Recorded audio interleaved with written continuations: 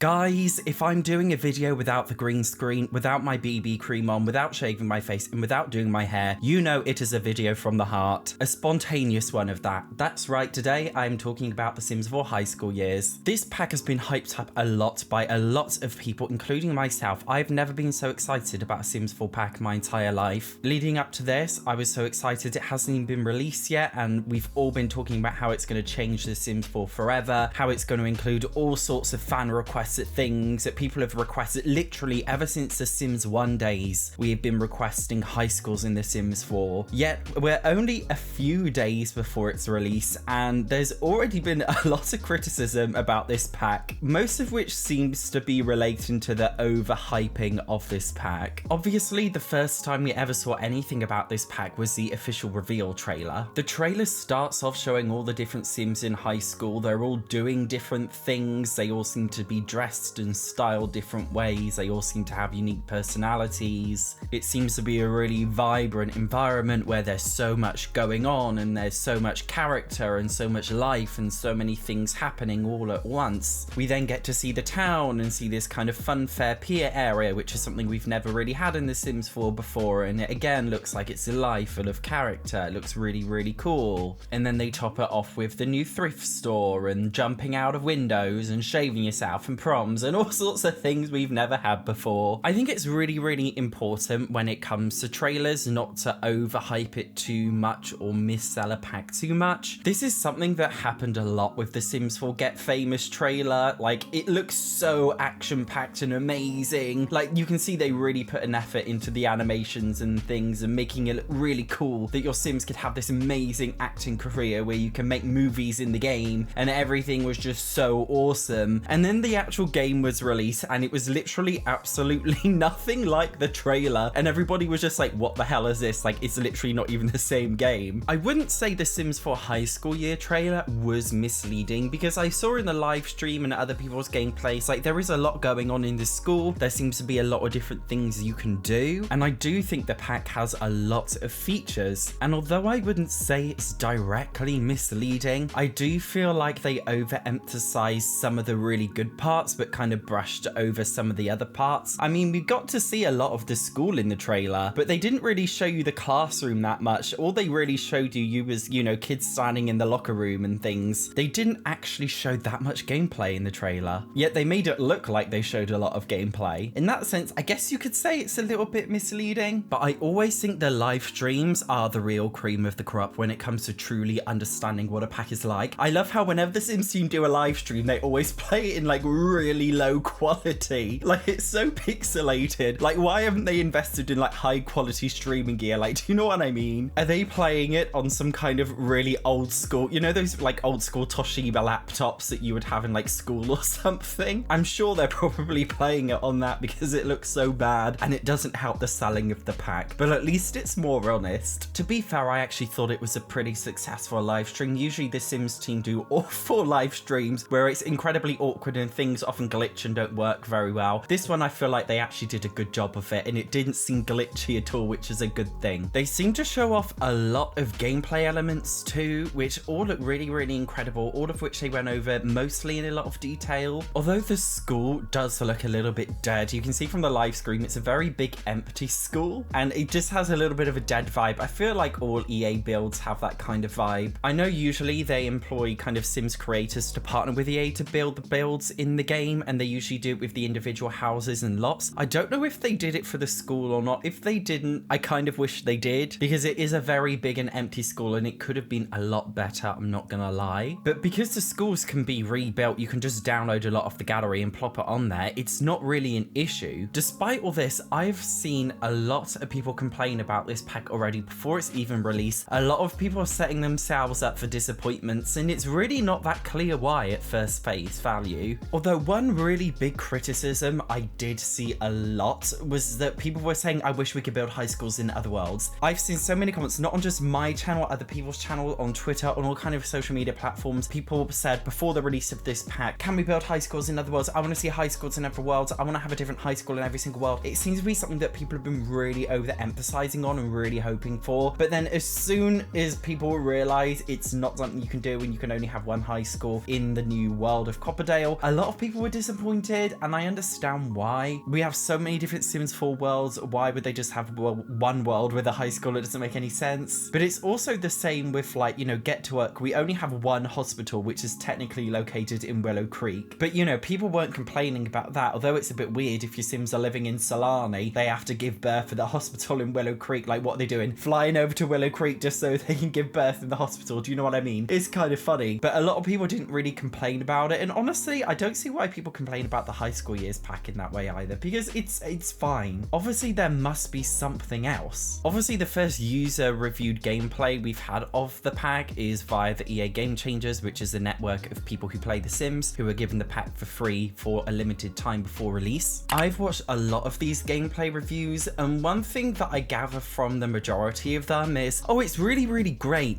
but there's always like a but at the end. That but for the majority of people I've seen comes in the form of the high school gameplay. Despite the fact that this pack is called High School Years, it seems like the high school element is actually the most limited and basic when it comes to gameplay.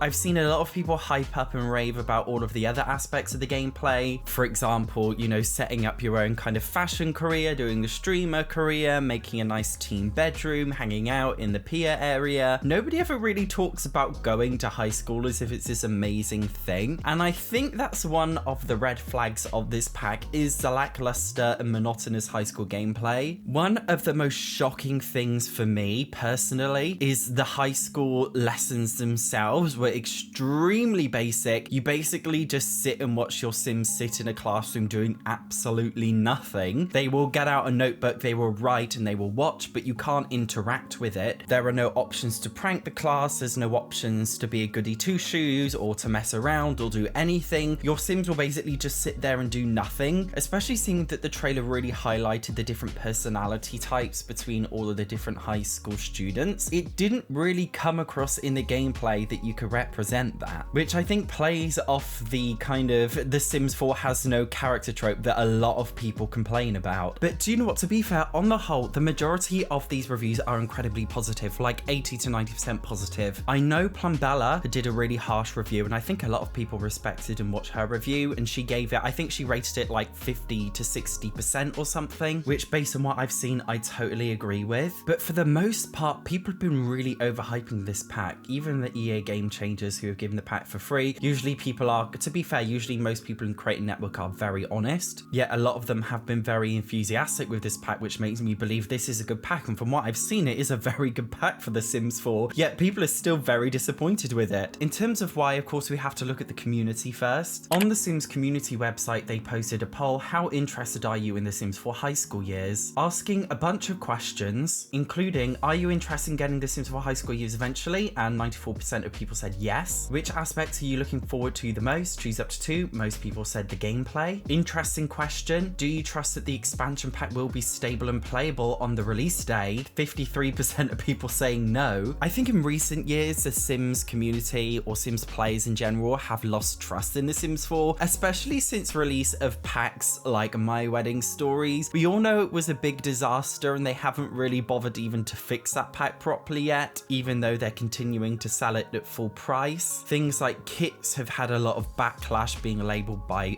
a lot of people as being lazy, for example. I think people are losing trust in The Sims. I mean, everybody hates EA in general, don't they? Let's be honest, like, they are the most capitalistic, bitchy, horrible gaming company out there. I think we can all categorically agree that the E in EA stands for evil. And I feel like the Simmers are at this weird point now where we're like, I don't want to trust this pack or buy this pack, however good it looks. I need to wait until it officially comes out to see how bad the bugs and glitches really are, to see how much they overhype the pack. And I think it happens a lot, especially with the early release gameplay. I'm honestly quite surprised that EA do this, where they give certain players early access to the game, often, you know, 2 weeks, even up to like a month sometimes before the pack's release. And you see all of these gameplay videos of hardcore Sims YouTubers and fans and influencers showing you the build buy, showing you the cash, showing you the gameplay, doing all their let's plays. And by the time the game has been released, like, you don't want it anymore. You're bored of it because you've already seen all of these people play it online. You've already built up all this hype, and you know, what must come up always must come down. And the thing about building up too much hype is, like, the more hype you build, the harder and longer the fall. And I think that's where The Sims 4 High School Years has gone wrong. Not necessarily in terms of its gameplay, but more so in terms of the marketing choices and advertisement choices that they have made. Yeah, it's great that we get to see all of this early access, because I think it's so important not to build up too much hype, because as I said, the more you build up, the harder it will fall. And I think it's really, really important to always have that balance of building up enough hype to keep people interested at a steady pace without going up too high. It's like, do you know what? It's kind of like when I match with somebody on Tinder and, you know, we have a really flirty conversation and I'm like obsessed with them. I like, this is, oh my God, I'm really calling myself out here. Like, I'll imagine myself having the perfect life with them. We're getting married, we're having kids, we're getting a mortgage. Like, I've planned everything in the space of about 5 seconds in my brain. And then by the next day, I've crashed and I don't want to talk with them anymore because I'm bored of them. I overhyped the situation too much. And now I'm, you know, I'll go on a date with them and I'll be like, shit, this is just a normal human.